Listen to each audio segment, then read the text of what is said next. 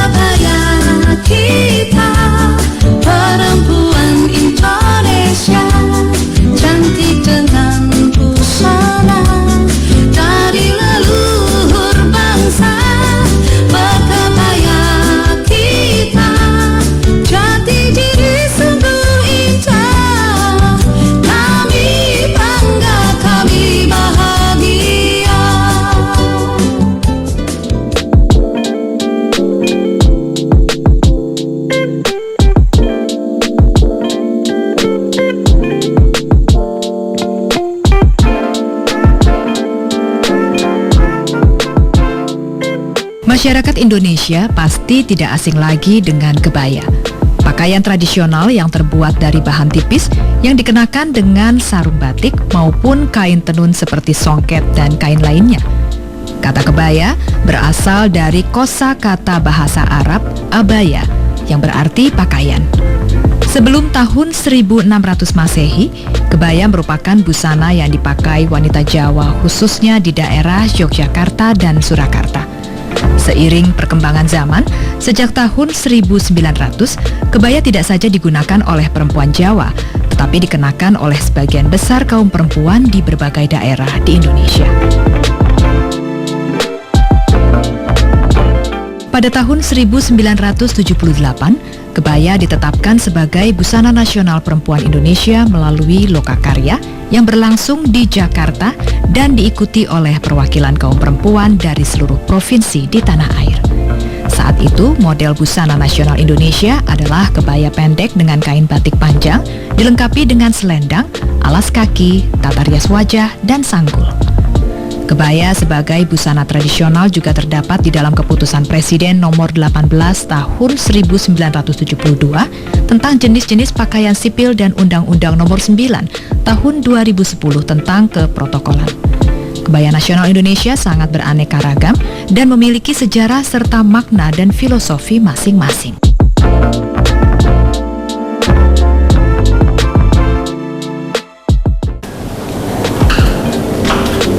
Selamat siang Ibu Suciati. Ya, selamat siang. Apa kabar Bu? Baik. Baik. Dan pemirsa pecinta Kain Nusantara, saat ini saya sudah bersama Ibu Suciati. Ibu Suciati ini adalah dosen yang mengajar pendidikan tata busana di UPI Bandung ya Bu ya? Ya. Nah, Ibu kan mengajar tentang pendidikan tata busana. Tentunya juga salah satunya mencakup kebaya seperti yang kita kenakan seperti saat ini ya Bu ya. Ibu bisa diceritakan sedikit tentang sejarah perkembangan kebaya di Indonesia ini.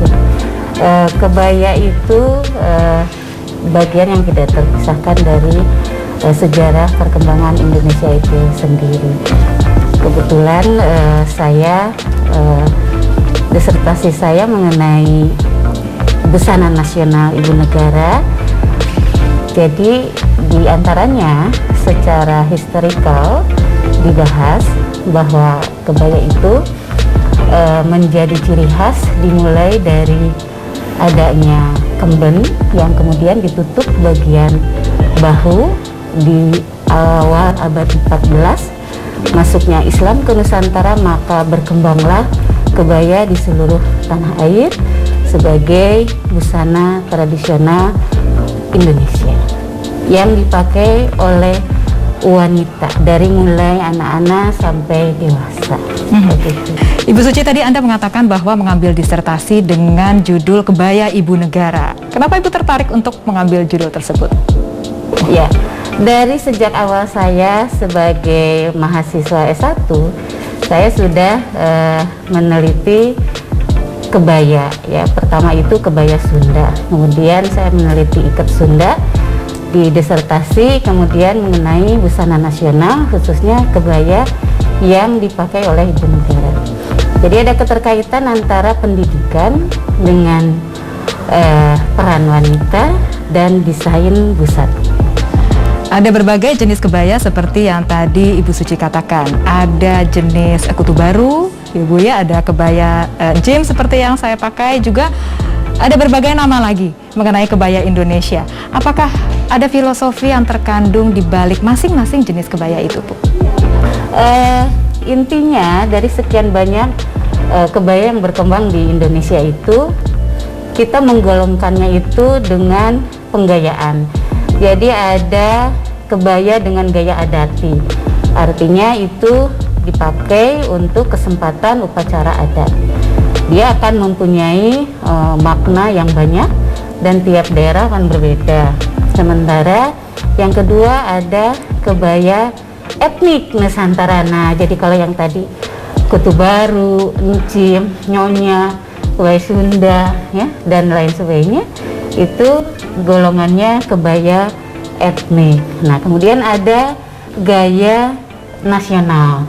Nah, kalau gaya nasional itu yang dipakai secara formal, ya, di kantor, kenegaraan, sekolah, dan lain sebagainya, yang terkait dengan peraturan pemerintah. Kemudian ada kebaya temporer. Nah, kalau yang temporer itu sudah termasuk kebaya modifikasi, baik itu modelnya dan dekoratif tekstilnya. Ibu, di balik masing-masing desain kebaya, tentunya ada makna-makna yang terkandung di dalam desain-desain tersebut. Begini, desain itu kan kita bisa melihat dari 3 hal, ya. Ada desain fungsional, ada desain struktural, dan desain dekoratif. Nah, yang fungsional ini yang nanti akan memberikan makna yang secara umum maknanya adalah femininitas perempuan Indonesia. Jadi perempuan Indonesia identik dengan kebaya Indonesia juga, ya, Bu, ya. Baik, kebaya Indonesia memang terkenal sejak zaman dahulu kala, bahkan hingga saat ini.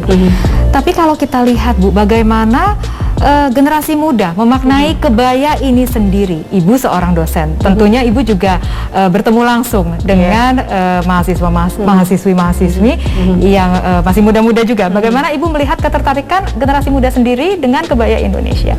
Kebaya Indonesia sekarang sedang populer lagi. Beberapa desainer mempopulerkannya dengan berbagai macam gaya.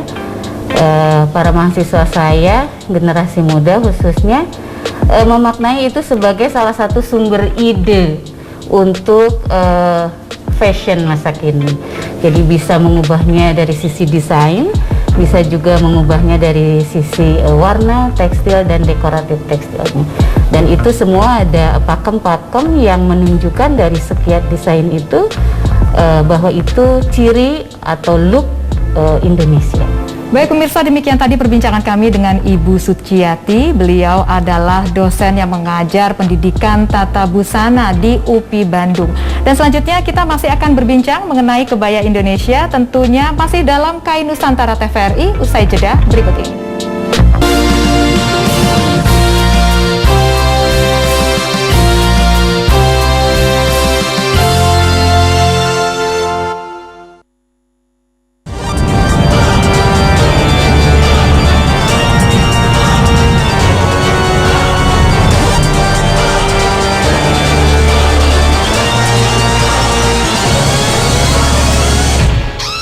Tahun 1970 hingga tahun 1980-an, pengaruh budaya pop dari Eropa dan Amerika membuat jalur dunia mode Indonesia berpaling ke sana.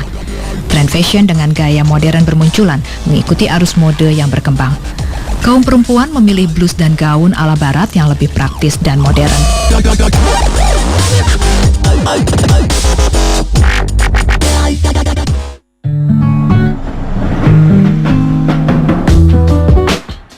Namun sejak tahun 2000, kebaya Indonesia kembali berjaya. Kebaya kembali meraih posisinya sebagai baju kebanggaan perempuan Indonesia. Banyak perempuan Indonesia yang kembali mempopulerkan kebaya tidak hanya untuk upacara atau acara-acara resmi, namun dalam aktivitas keseharian. Seperti yang dilakukan oleh komunitas perempuan berkebaya Indonesia.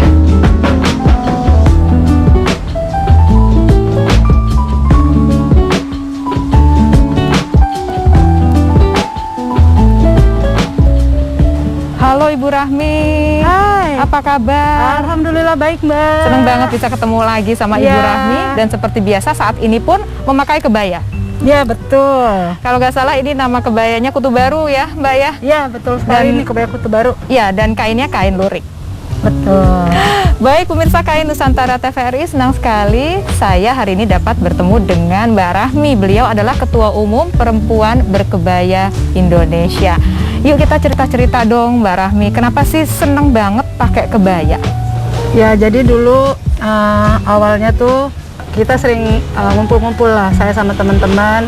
Dulu teman-teman yang biasa liputan dulu tahun 98. Peristiwa politik kita yang besar banget itu. Nah, pada satu hari kita ini bersepakat, yuk kita kebayaan yuk ngumpul-ngumpulnya. Nah, kita kebayaan, ternyata setelah kita foto-foto, hasilnya tuh luar biasa. Dan itu beda banget sama foto-foto kita ketika kita pakai baju biasa. Nah, sejak saat itu, beberapa orang di antara kami tuh mulai mempelajari soal kebaya. Mempelajari secara serius ya, ini kebaya apaan sih? Akhirnya ada ide, ayo kita bikin perkumpulan. Kita bikin dulu komunitas perempuan berkebaya gitu. Nah, sejak saat itulah saya mulai pakai kebaya setiap hari. Kemana-mana pakai kebaya.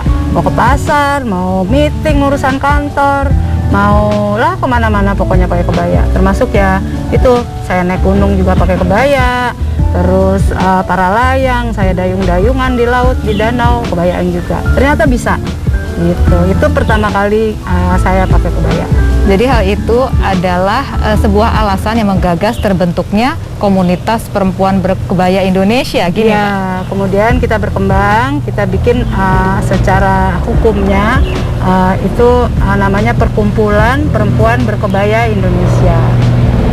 Mbak Rahmi, lalu apa tujuan utama dari terbentuknya komunitas perempuan berkebaya Indonesia ini?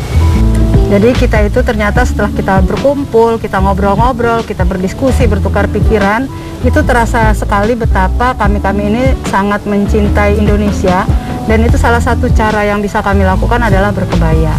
Nah, kemudian kami bikinlah secara resmi ini Perkumpulan Perempuan Berkebaya Indonesia. Kegiatan-kegiatan kami itu betul-betul mencoba mengajak sebanyak mungkin orang mengenal kebaya itu yang mana sih. Terus apa yang disebut kebaya, apa yang bukan. Terus kita melakukan kegiatan-kegiatan, berkumpul, jalan-jalan atau apapun lah kita berkebaya. Dengan begitu semakin mudah kita menyebarkan kecintaan kita ini pada kebaya. Apalagi zaman sekarang ya, medsos ada di mana-mana, kita bisa menyebarkan itu jadi lebih mudah dan itu lebih kemana-mana lah gaungnya kegiatan berkebaya kita ini. Makanya kemudian nanti kami akan bikin acara Kongres Berkebaya Nasional yang akan kami laksanakan awal bulan April. Ya. Jadi kita punya beberapa cabang di seluruh Indonesia. Ada di Bogor, ada di Ambarawa, di Jogja, di Bali, di Banten, dan bahkan juga di Sumatera Barat.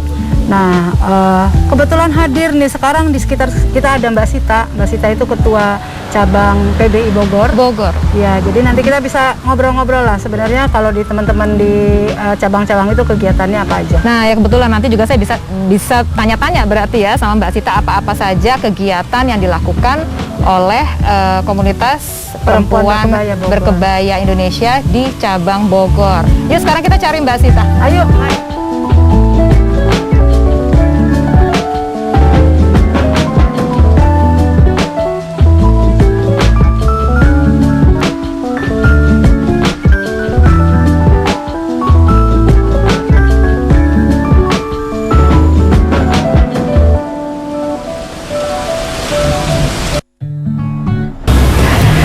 Mbak Sita. Halo. Seneng banget nih akhirnya bisa ketemu dan pengen banget ngobrol-ngobrol sama Mbak Sita. Mbak Sita ini adalah Ketua Perempuan Berkebaya Indonesia cabang Bogor ya Mbak ya? Betul sekali. Mbak Sita sampai saat ini sudah ada berapa jumlah anggota Perempuan Berkebaya Indonesia cabang Bogor? Iya, jadi di cabang Bogor ini sudah berdiri kurang lebih 5 tahun ya. Jadi kalau secara keanggotaan itu ada sekitar 45 yang aktif, tapi kalau ada kegiatan kita on off, ada aja yang ikut bergabung, tapi ada yang nggak aktif ya, namanya ibu-ibu gitu ya. Jadi ya memaklumin lah dengan kondisinya gitu. Kadang-kadang anak-anak juga kita bawa gitu. Apa-apa saja kegiatan yang dilakukan oleh Perempuan Berkebaya Indonesia cabang Bogor ini Mbak Sita? Ya, pada umumnya kita ingin mengangkat potensi-potensi Bogor ya, baik tempat-tempat wisata, kemudian juga kesenian Bogor, seperti itu. Jadi misalnya kami ikut acara Cap Gomeh atau pesta rakyat di Bogor, terus kemudian kita ikut Seren Tahun di Kampung Budaya Sindang Barang misalnya, terus kemudian juga ada yang berlatih menari jaipong, ada yang berlatih line dance tapi lagu Mojang Priangan, kurang lebih itu banyak sekali kegiatan-kegiatan kami.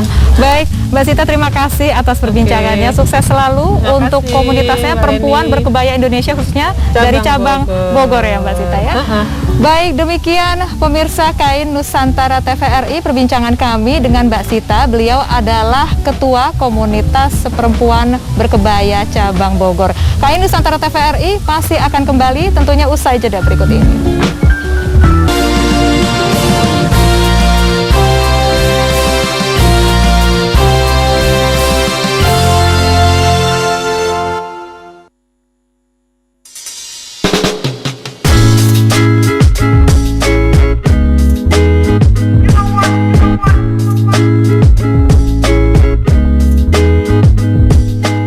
Untuk menggaungkan kebaya sebagai busana harian, Komunitas Perempuan Berkebaya Indonesia mengajak kaum perempuan Indonesia untuk terus melestarikan kebaya dengan cara memakainya dalam berbagai aktivitas sehari-hari. Komunitas Perempuan Berkebaya Indonesia yang anggotanya tersebar di beberapa daerah juga berencana untuk mengadakan kongres sebagai salah satu bentuk pelestarian kebaya sebagai busana nasional.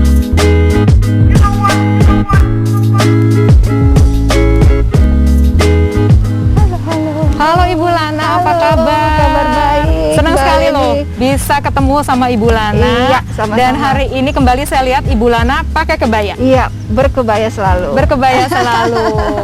Baik, pecinta KAIN Nusantara, saat ini saya sudah bersama dengan Ibu Lana Kuncoro. Beliau adalah Wakil Ketua Umum Perempuan Berkebaya Indonesia ya Bu Iya, ya? betul. Nah, saya pengen ngobrol-ngobrol nih sekarang sama Ibu Lana. Iya. Bu, Ibu Lana bisa diceritakan sejak kapan terbentuknya kongres atau organisasi Perempuan Berkebaya Indonesia?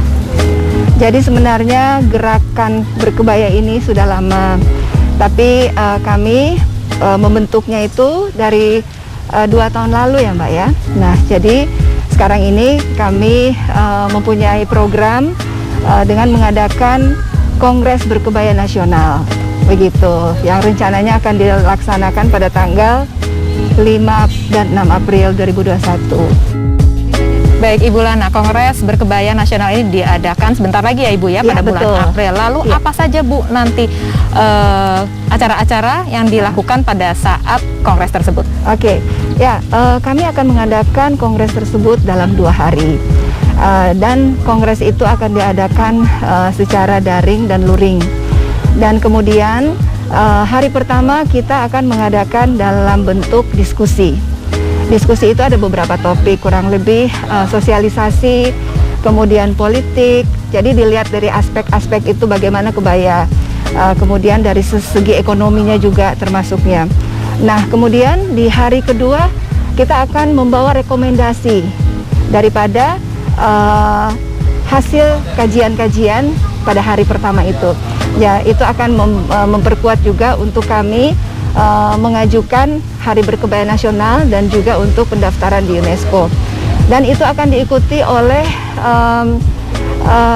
komunitas-komunitas lainnya juga, selain komunitas-komunitas perempuan, juga para supporter lah untuk kita mengadakan kegiatan ini ya. Jadi akademisi, kemudian daripada komunitas-komunitas sosial lainnya juga gitu. Ibu sebagai seorang pemerhati kebaya, bagaimana Ibu melihat antusiasme masyarakat, khususnya generasi muda? Kami tentunya sangat bangga dan berbahagia sekali ya Mbak Leni, karena sekarang ini banyak sekali anak-anak muda sudah mulai berpakaian, maksud saya memakai kebaya. Jadi itu juga di mix and match gitu ya. Kadang atasannya kebaya, bawahnya bisa jeans atau celana panjang. Jadi itu juga saya lihat beberapa sebelum pandemi ini banyak juga yang pergi kuliah juga sudah memakai baju itu, memakai baju kebaya. Dan animonya itu bisa terlihat juga sekarang ini. Kami baru beberapa hari posting untuk acara berkebaya ini, kongres ini, itu sudah banyak Mbak yang mendaftar. Jadi dari sisi ekonomi, kemudian budayanya sudah terlihat grafisnya bahwa itu sudah mulai banyak sekali, dan kami sangat senang dan bahagia bahwa tujuan kami untuk terus melestarikan kebaya ini mendapat sambutan yang baik. Baik, terima kasih Ibu Lana atas perbincangannya. Jadi satu yang harus diingat yakni Selasa berkebaya. Ya. Setiap hari Selasa, ayo kita berkebaya. Iya, harus berkebaya Selasa. Ya, baik, terima kasih Ibu. Demikian pecinta kain Nusantara TVRI, perbincangan kami dengan Ibu Lana Kuncoro. Beliau adalah Wakil Ketua Umum Perempuan Berkebaya Indonesia. Kebaya sudah menjadi bagian dari kehidupan masyarakat Indonesia dari tahun ke tahun, sejak masa penjajahan, era kemerdekaan hingga saat ini. Meskipun detail dan mode kebaya kerap berubah atau berbeda mengikuti adat dan kebiasaan di setiap daerah, kebaya tetap memiliki struktur tata busana yang melekat sebagai ciri khasnya. Cintai dan lestarikan wastra Indonesia. Pemirsa, demikian Kain Nusantara kali ini. Saksikan terus Kain Nusantara hanya di TVRI, media pemersatu bangsa. Cintai dan lestarikan wastra Indonesia. Seleni Hadiawati, terima kasih atas perhatian Anda. Sampai jumpa.